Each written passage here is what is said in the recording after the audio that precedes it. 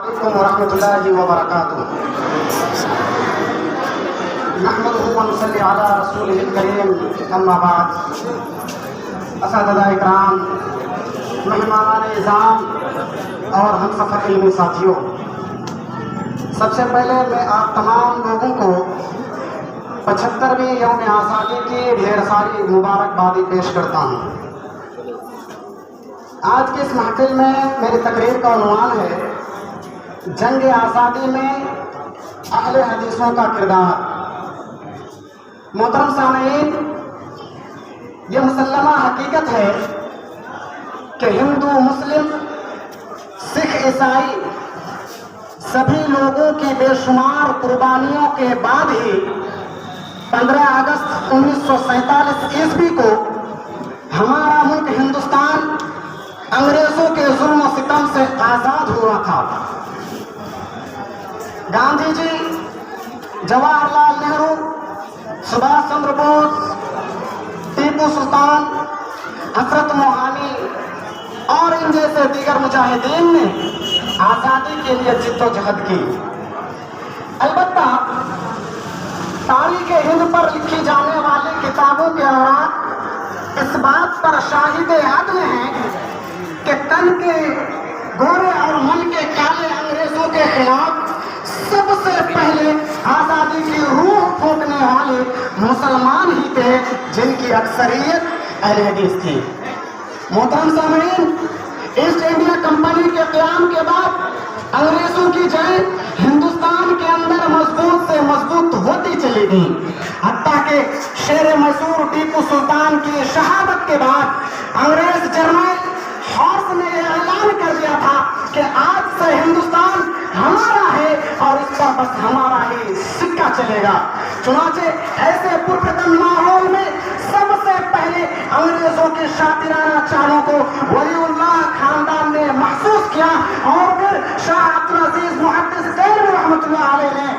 ہندوستان کو دارالحرب قرار دے کر 1803 عیسوی کو انگریزوں کے خلاف جہاد کا فتویٰ نافذ کر کے لوگوں میں آزادی کی چنگاری جلائی اور ایک تحریک چلی جسے تحریک شہیدین کے نام سے یاد کیا جاتا ہے۔ محترم سامعین، اس تحریک کے سائے تلے بے شمار طلباء اور علماء کرام انگریزوں سے لوہا لینے کے لیے میدان جنگ میں کود پڑے اور آزادی کے ان متوالوں نے رسول آزادی کو ہی اپنا اوڑھنا بچھونا بنا لیا۔ مگر سامعین حضرات، آزادی کے اس طویل مسافت کو طے کرتے ہوئے ان کے قدم مسلسل نمودار ہوتے رہے۔ لاکھوں لوگوں کا وجود غبار بن کر اڑ گیا۔ کبھی ظلم و تشدد کے پہاڑ ان کے اوپر توڑے گئے تو کبھی ظلم و ستم کی کبھی نہ مٹنے والی داستان ان پر رقم کی گئی، تو کبھی وہ عدالت کے کٹگرے میں کھڑا ہو کر انگریزوں کی نظروں سے نظریں ملاتے ہوئے نغمہ آزادی گنگناتے رہے، تو کبھی وہ پھانسی کے پھندے کو چومتے ہوئے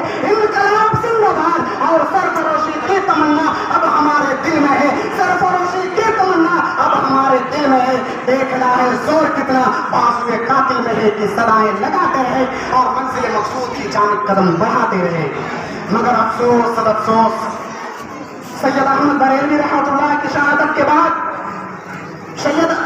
رحمۃ اللہ علیہ نے بھی 1831 عیسوی میں میدان بالاکوٹ میں انگریز حمایت سکھوں اور پٹھانوں سے مقابلہ کرتے ہوئے جان شہادت نوش فرما لیا۔ آپ کی وفات کے بعد، آپ کی شہادت کے بعد قریب تھا کہ آزادی کا نظام درامبر ہو جاتا، آزادی کے سولے بجھنے لگتے، مگر ایسے نازک وقت میں مولانا ولایت علی اور مولانا عنایت علی عظیم آبادی پٹنانی نے علم آزادی کو سینے سے لگایا اور فوج کو منظم کر کے انگریزوں کے سامنے چٹان بن کر کھڑے ہو گئے اور دشمنوں کے چھکے چھڑاتے رہے۔ محترم سامعین،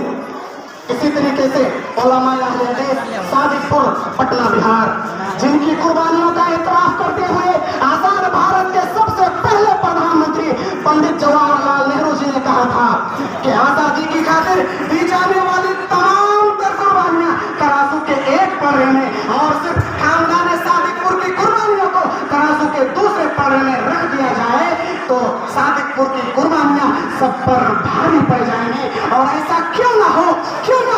کیونکہ یہی وہ جماعت تھی جس نے تقریباً 100 سال تک انگریزوں کے خلاف علم بغاوت کو بلند رکھا، زندگی کا چہرہ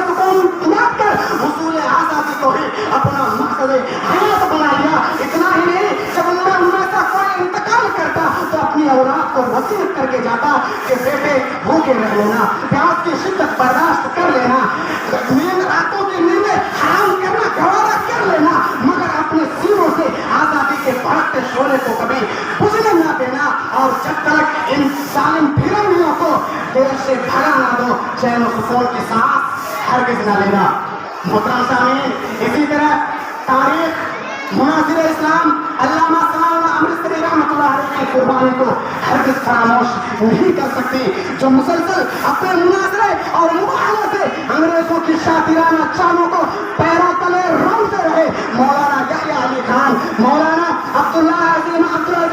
अजीम आबादी को कौन भुला सकता है, जिन्होंने काला पानी की दर्दनाक सजा सहते हुए उस दुनिया को खैराबाद कह दिया। तो वहीं पर मौलाना जाफर तानेसरी और आपके साथियों को भी 18 साल की कैद बामशक्कत काला पानी की सजा इसमें सजा दी गई। इतना ही नहीं, मौलाना शमसुल अजीम आबादी, मौलाना अब्दुल मन्नान वजीर आबादी, मौलाना अबुल कलाम आजाद जैसे मुजाहिदीन भी, मुहद्दिसीन भी अंग्रेजों के जुल्म सितम का शिकार हो गए, मगर देश के साथ कभी गद्दारी नहीं की और मुसलसल कदम आगे बढ़ाते गए।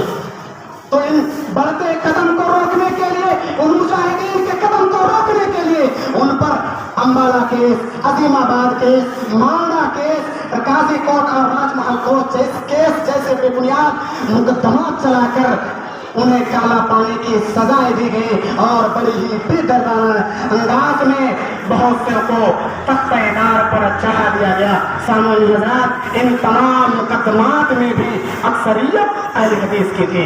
मोहतरम सामीन, ये तो चंद मिसालें थी जो मैंने आपके सामने पेश की, वरना तारीख हिंद के औरात अहले हदीस की कुर्बानियों से पुर है, अहले हदीस के खून से रंगीन है।